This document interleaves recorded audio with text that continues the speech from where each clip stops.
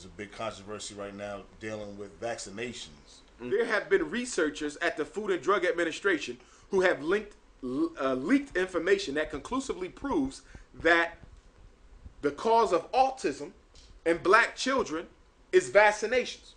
If we look at the Amish people of Western Pennsylvania, Central Pennsylvania, you'll find that there's almost no autism amongst those white Amish children. You want to know why? Because their children aren't vaccinated. We can go to Africa, and even amongst our African brothers and sisters on the continent, you'll find that there's almost no incidence of autism in African children, so-called poor babies. You want to know why? Because they're not inoculated with these American drugs. Our problem is we fail to realize that the entire immunization movement in America is based on protecting white children from diseases to which their genotype was prone.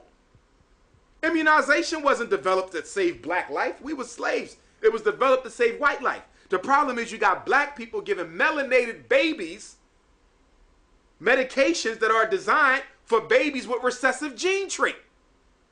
If I ain't got cancer, what am I taking cancer drugs for? If I'm not diabetic, what am I taking sugar and insulin for? If black people are not recessive, why in the hell are they giving their dominant gene babies drugs designed for white people? We don't need bird flu shots. We don't need swine flu shots. We don't need hepatitis shots. We don't need nothing that they give us. Remember this. In the world of white supremacy, anything and everything will be used to exterminate you. Black people fail to realize this. What you eat, the drugs you take, the schools your kids go to, the music you listen to, the books you read, in a white supremacist society, anything given to you by the system can and will be used to destroy you and your children. Keep them off the drugs. Keep them away from the psychiatrist. The psychiatrist has become the new father in the black community. Okay?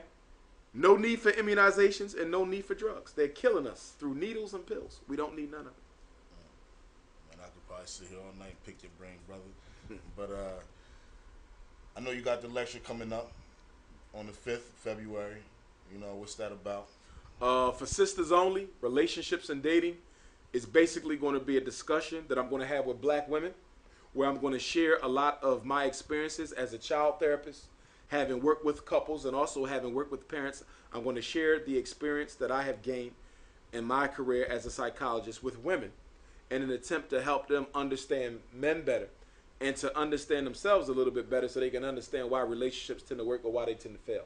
It's going to be an open dialogue.